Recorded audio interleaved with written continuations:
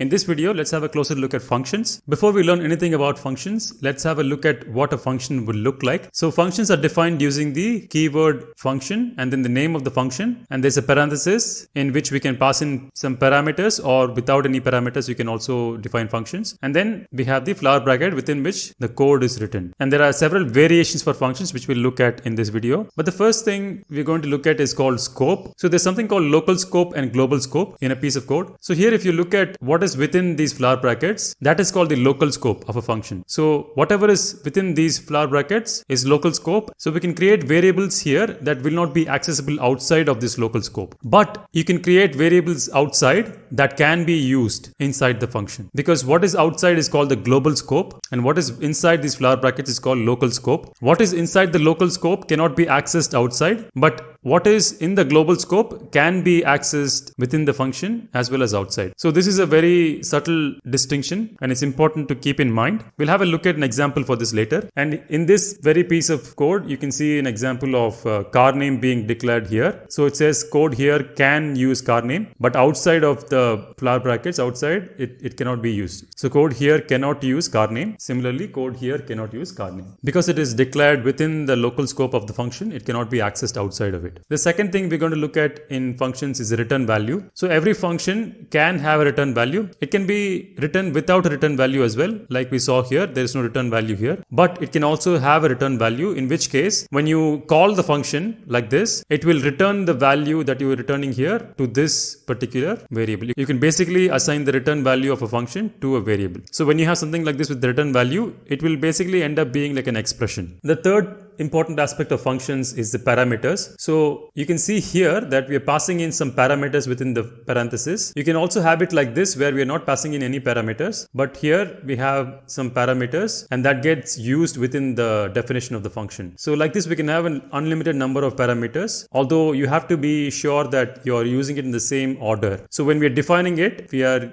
specifying it as a comma b. So when you're calling a function with a certain number of parameters, a will be 4 and b will be 3. So the order of passing the parameters is important. So we saw scope and return value and parameters. Now let's look at examples for all three of these.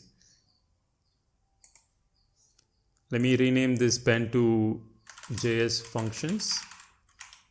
And I'm going to create a variable a equals 3 and variable b equals 5. And I'm going to create a function called func.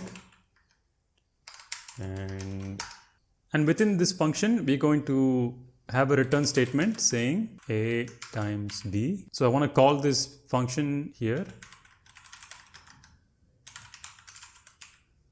And I want to display this.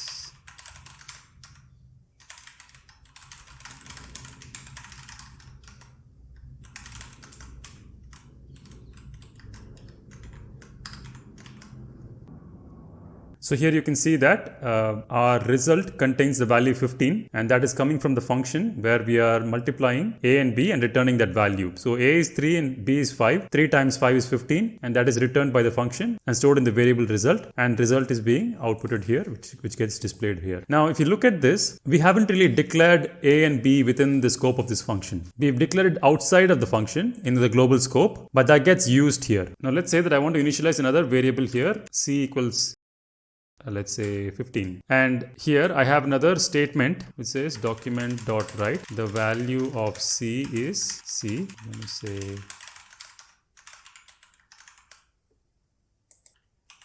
so when you say this, you get an error message here. So if you click on this, you get to see uncaught reference error, c is not defined.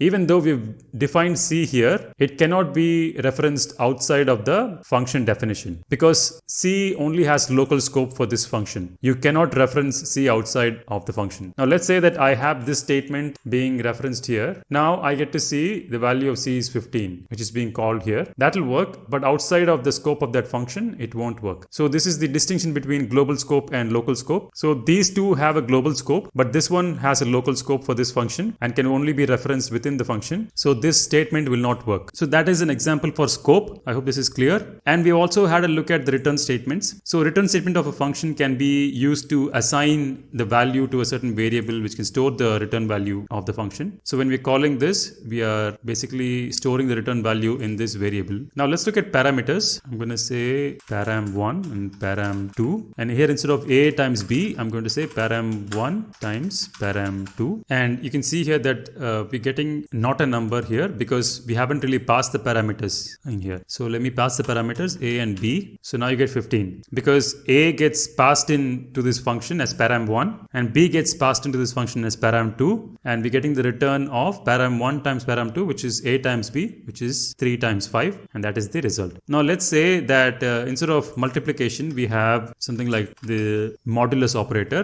which will basically be dependent on the order of these parameters. So param1 and param2 are passed in this particular order. So here what we get is a is param1 and b is param2. So a modulus b, which is 3 modulus 5, and 3 modulus 5 will basically result in 3 being the remainder, because when you divide 3 by 5, 5 times 0 is 0, and then the remainder will be 3, which is what is getting displayed here. Now let's say that we change the order of the passing of these parameters. Now you'll get a different value. It's basically 2 because we are dividing now 5 modulus 3 and we'll get the remainder to be 2 in that case. So these are how parameters work in a function. The order of passing the parameters is important, and you have to make sure that when you're calling the function, you are passing it in the right order so that you get the expected result. So this is a brief introduction to the functions. There are several aspects to the functions, and as I've explained earlier, functions are very useful when you have a piece of code that you want to repeat over and over. Instead of rewriting the code again and again, you can simply write that piece of code in a function and then call that function every time you want to execute that piece of code. So that's the purpose of a function. It is to make your code more efficient by minimizing the repetition of code. We'll have a closer look at functions as we write more JavaScript code. But for now, this video should help you understand the basics of functions and how we can use functions properly. In case you have any questions, please post them down below in the comment section and I'll respond to it with clarifications. Please like and share this video and also subscribe to our channel and press the bell icon for notifications. In case you wish to support us through donations, please find the links to our Patreon and UPI gateway down below in the description. Whatever donations you make will help us continue posting these videos for free. Thanks for watching. I'll see you in the next one.